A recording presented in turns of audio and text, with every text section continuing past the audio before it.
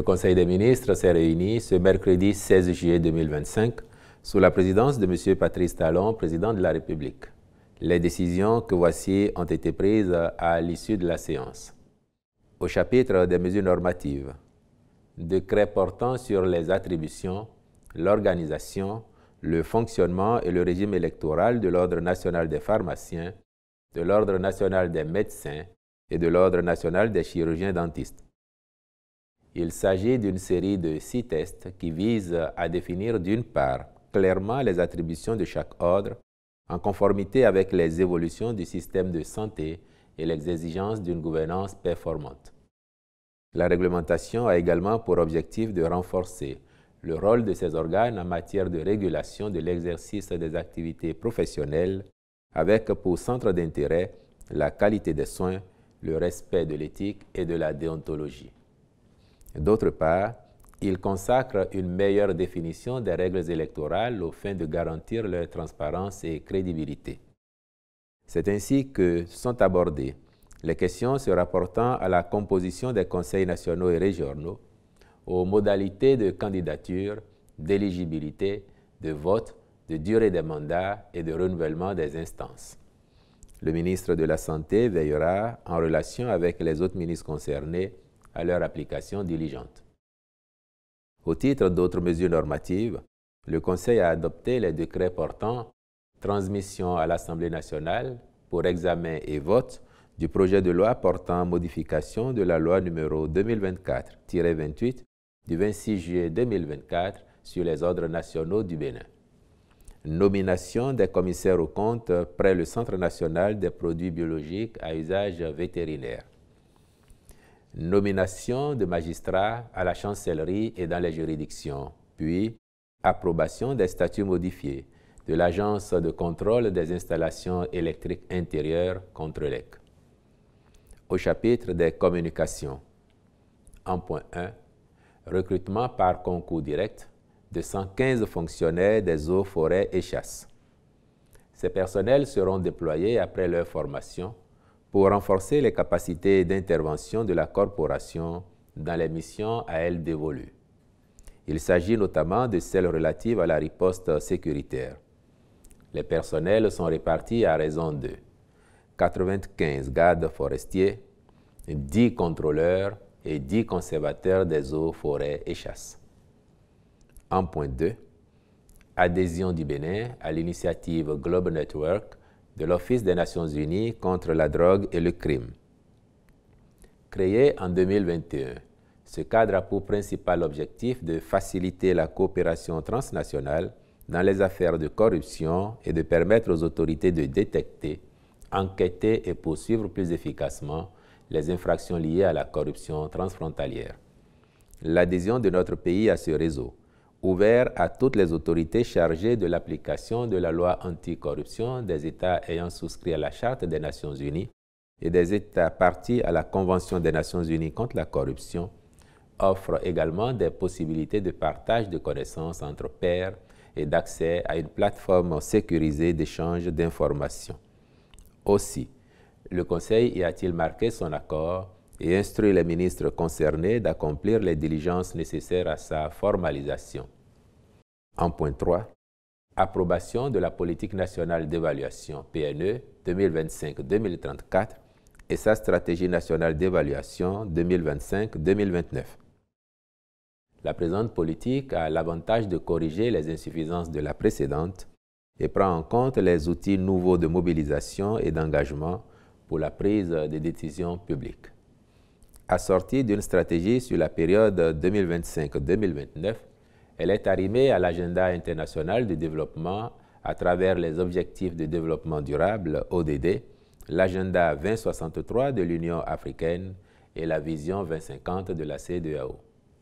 Au plan national, elle s'appuie d'un côté sur les orientations nationales de développement, plan national de développement, programme d'action du gouvernement, agenda spatial, etc., liés à la bonne gouvernance. Elle tire, de l'autre, son ancrage des dispositions de la loi numéro 2024-09 du 20 février 2024 portant loi cadre sur la planification du développement et sur l'évaluation des politiques publiques en République du Bénin. Elle résulte d'une démarche participative et est portée qu'à l'horizon 2034, la culture évaluative au Bénin est ancrée dans les pratiques de gestion et les prises de décision fondées sur des résultats des évaluations à tous les niveaux. Pour ce faire, la dite politique est déclinée en orientation stratégique et en programme, puis fera l'objet d'évaluation par un mécanisme dédié. Aussi, le ministre du Développement et de la Coordination de l'action gouvernementale prendra-t-il les dispositions nécessaires pour l'appropriation, la dissémination, la mise en œuvre ainsi que le suivi-évaluation, aussi bien de la politique que de sa stratégie nationale d'évaluation.